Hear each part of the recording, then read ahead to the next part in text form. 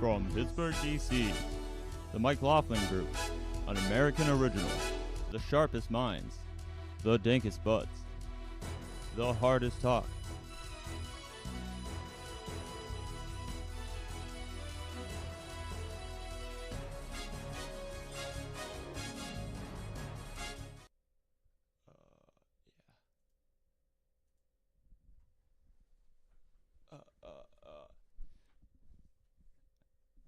Good evening, good afternoon. This is one of the coolest packs I have ever found, and it really does make it so simple because you just drag and drop your chords, and it lets you know what chords work and what scale, and it gives you all of them. So I'm going to show you guys this. I'm going to have a drum loop on, and I'm just going to show you how you can drag and drop different chord progressions in or different chords, whatever, to get ideas for beats and to get cool chord progressions.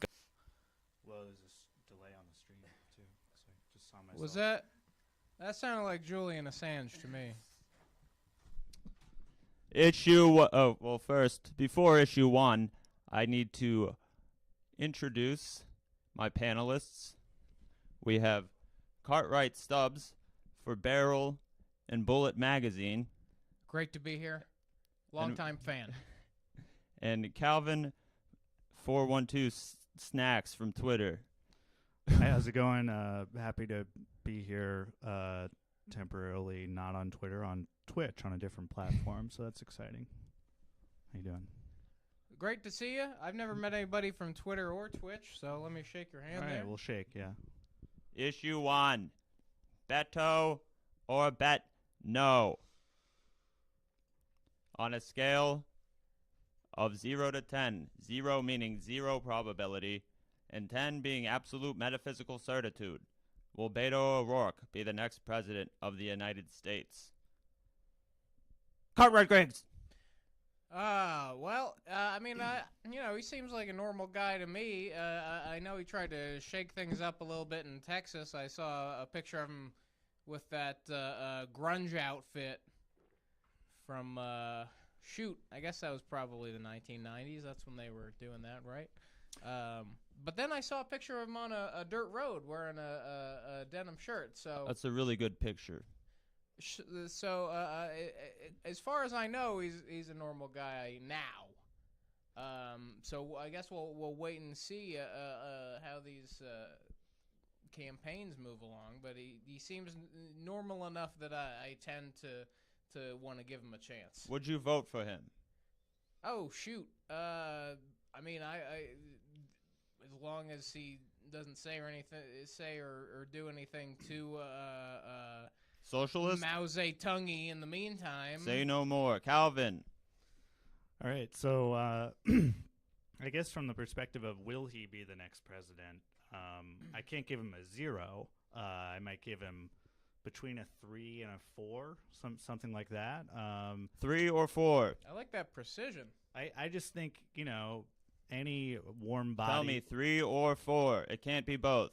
3.5. 3.5. I'm going to go 3.5. Not very good chances you've given him.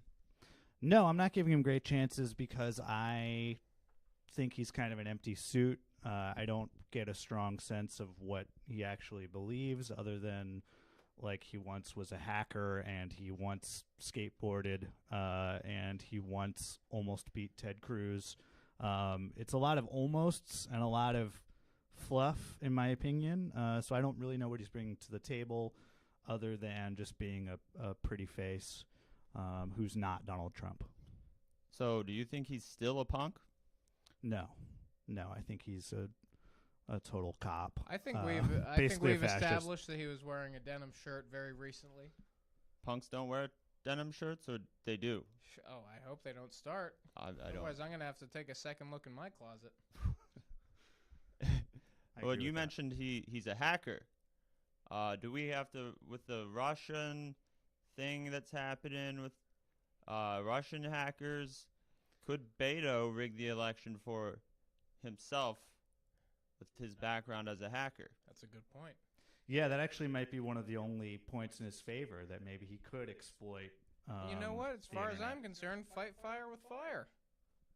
Sure. I don't know how any of that hacking works, but if you got somebody in this race who knows how it works.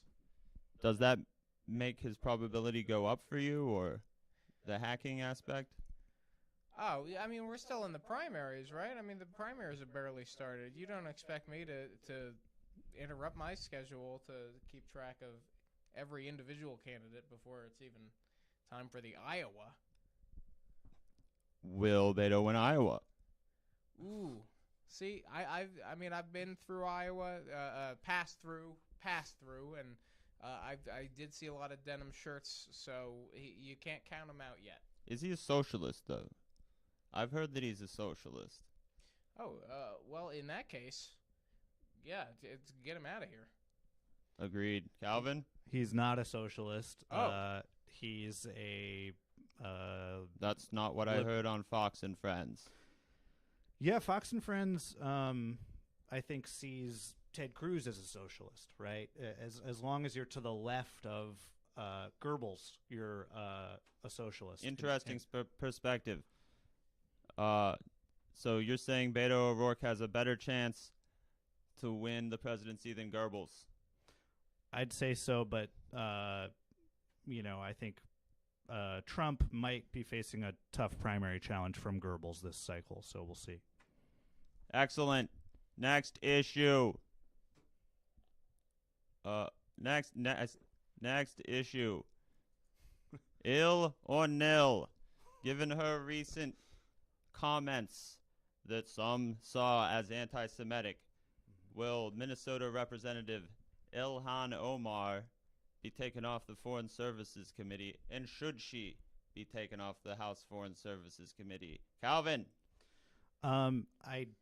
I think that she might be taken off. I would not put it past the leadership of the Democratic Party to do that. I think they're very upset with the fact that she's taking a more anti-interventionist, anti-imperialist line on U.S. foreign policy, and that is not the traditional point of view of the Democratic Party. So they might strip her of her appointments.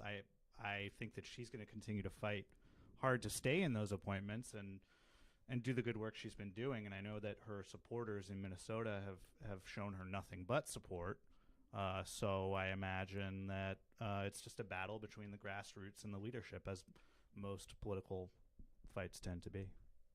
Should she have been put on that committee in the first place? Yes. I think she Cartwright, interrupt him. Oh, I'm sorry. I was who does she represent again? Minnesota. Minnesota, like the Minnesota next to Michigan? That's right. Whew.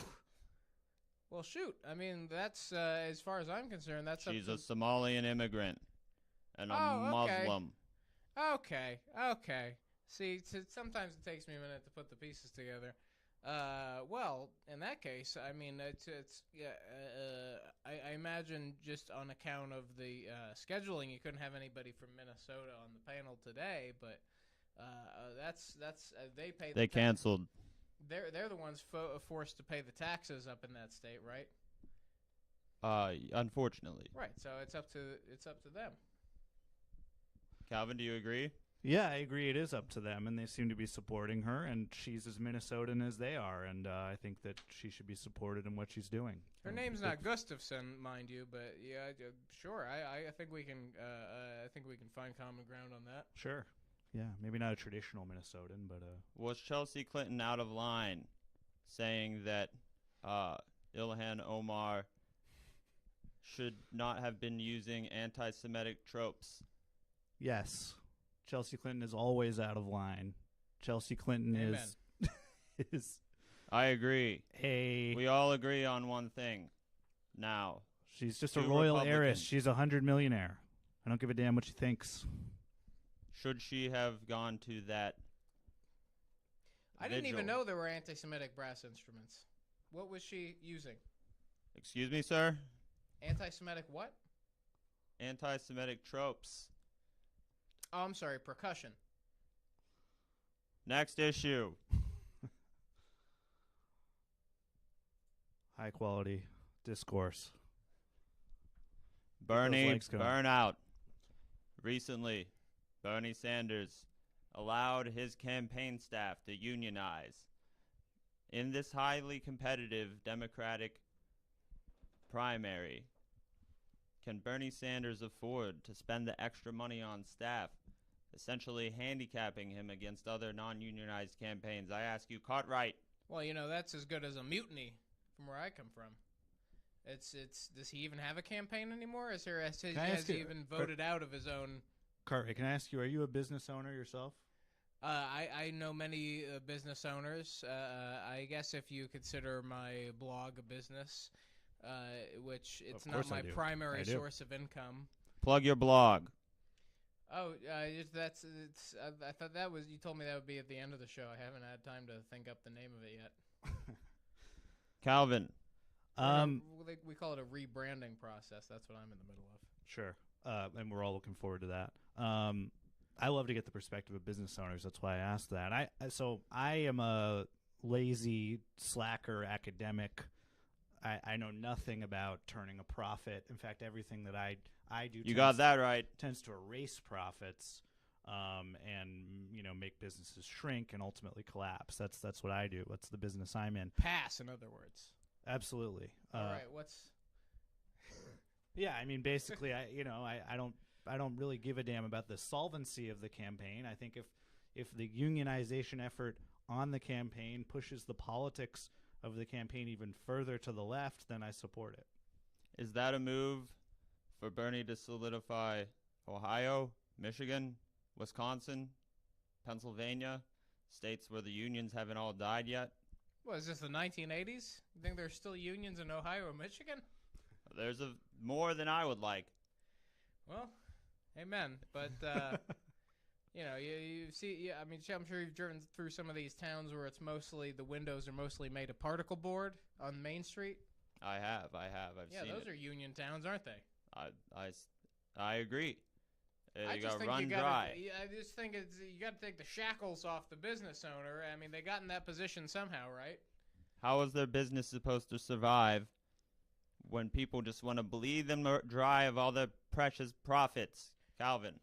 Well, you could argue that by keeping the workforce happy, the business will actually survive longer in the long term. Because if you have workers who aren't making enough to feed themselves or feed their families, they're not going to be feeling great when they're on the job, supposedly generating a lot of profits. Rhetorically, for right? For the business owner. No, I mean, because my father collects a full pension, and I never heard him say the word happy in my entire life. Did he work hard for his money? Oh, you bet he did. I bet he did. No, that for sure I've heard him say. And that's why he worked hard. That's why he deserves a pension. Yeah, exactly. And so do these tireless Bernie bros and Bernie sisters who are working for the campaign. Well, you can't collect a pension on 2 years' work, can you? You ought to be able to. And how long is a presidential campaign? I mean, it used to be shorter than it is now, but much shorter. It's about 2 years now. So how's that get you a pension? Well, I guess we'll have to ask the Bernie campaign that. All right, get him on the phone. Next issue. Oh, sure. I didn't mean to interrupt the format. You've been at this long enough. I know you know what you're doing. Since 1980, I've been doing this show. That's a long run. I wish PBS hadn't dropped me. Next issue. Horror in New Zealand. What happened? Hold on. I'm bringing up the thing. Shut up. Given the recent despicable attacks against worshippers at 2 New Zealand mosques in Christchurch, New Zealand, is this a result of American far-right media dissemination, or is it something else altogether? I ask you, Calvin. I don't know. I mean, I don't know how to really give a funny answer to this one because it's not funny. There's nothing funny. Here's my take. This is not the result of right-wing media dissemination. I mean, that might be one factor in this, but the primary factor is just global white supremacist imperialist capitalism, which is using the vilification of Muslims to drive its desperate plea for expansion throughout the world. And there has been a lot of pushback against it in the form of people like Ilhan Omar coming to power in the U.S. government. That scares white supremacists, and they're lashing out in these horrifying ways. And we are in a global war right now. George Bush declared a global war after 9/11. We're still experiencing it. This is just another effect of it. So that's my theory of what's going on there. Sure. Any kind of supremacy. All men are created equal, right? That's what this country is all about. And besides, Amen. If you're talking about Amen. global white supremacy, I obviously am opposed to anything global. Sure. You just want it right here. Right. Well, you can't. You send your money out on those boats to the Virgin Islands. You expect you're going to see that again? Is it a small group of people like the president says, or is it larger? no, it's not a small group of people. The white genocide hashtag has skyrocketed since Trump's election, since 2016. There are way more white supremacists than there are, Muslim radicals. It's a massive global terror threat. And I have long been a critic of the fight against terrorism and how we've waged it, like you were just saying, sending money abroad, engaging in all this kind of global just throwing resources, good money after bad. But I think we could devote a lot more resources to fighting these Pepe Nazis because they're all over the internet. They're super easy to find. The fact that 8chan still exists. You don't want to send your money is the internet. It just poof.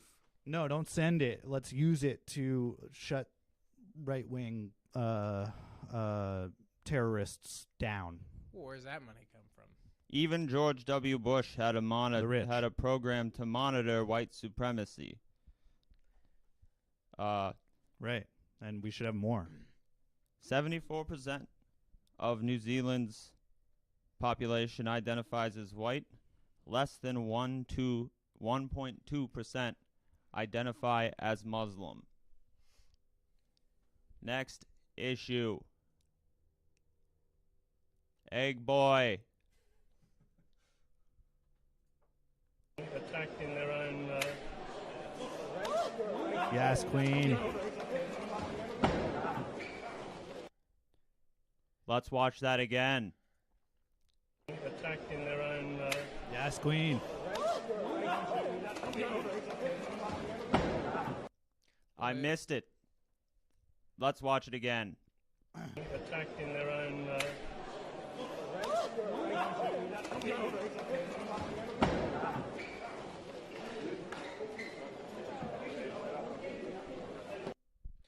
Boy, in Melbourne, Australia.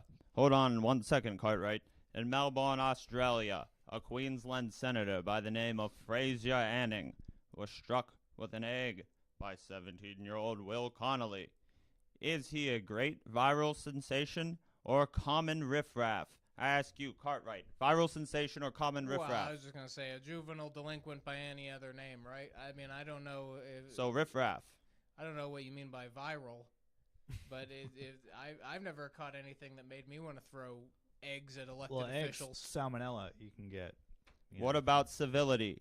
Have we seen civility go out the window in political discourse? I mean, if you're not going to expect people to hold themselves accountable for their own bootstrap pulling upping, then this is the kind of thing you're going to get. People think that, sure, there goes a guy who knows how to tuck in his pants. I'm going to throw some eggs at him. Would a hard-boiled egg have been preferable?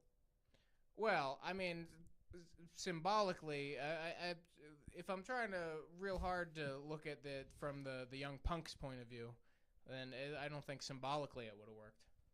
Calvin, should Fraser Anning have punched harder? That looked like an open hand, which to me, that's just how adults treat unruly children.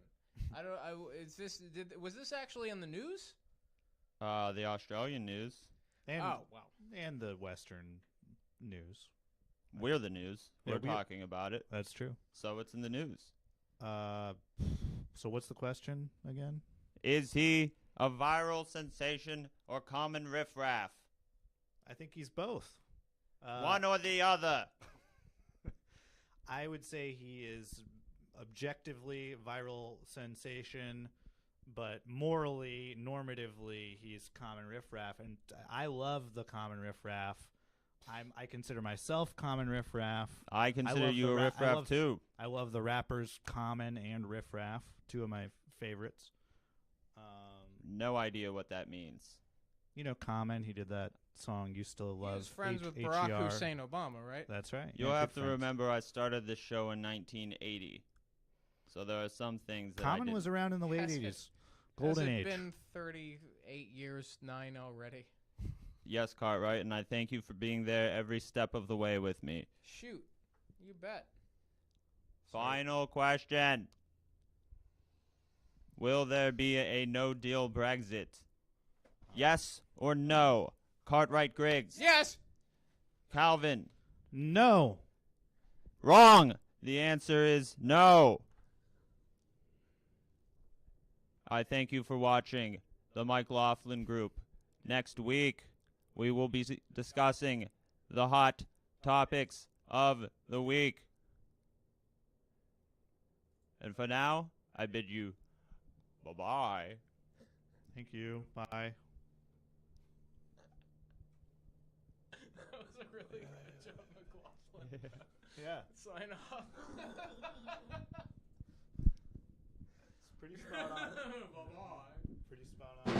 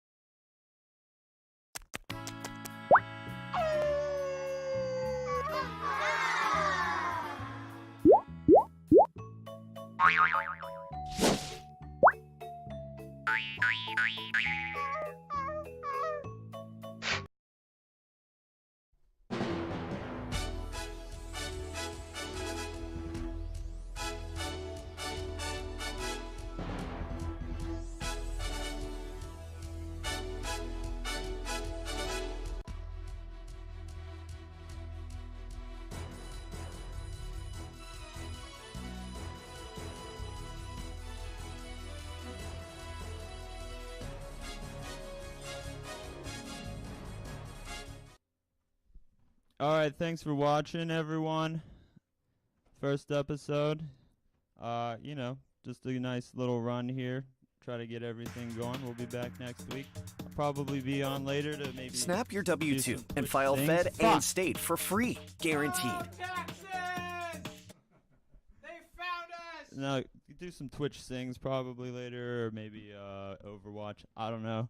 But signing off. Thanks.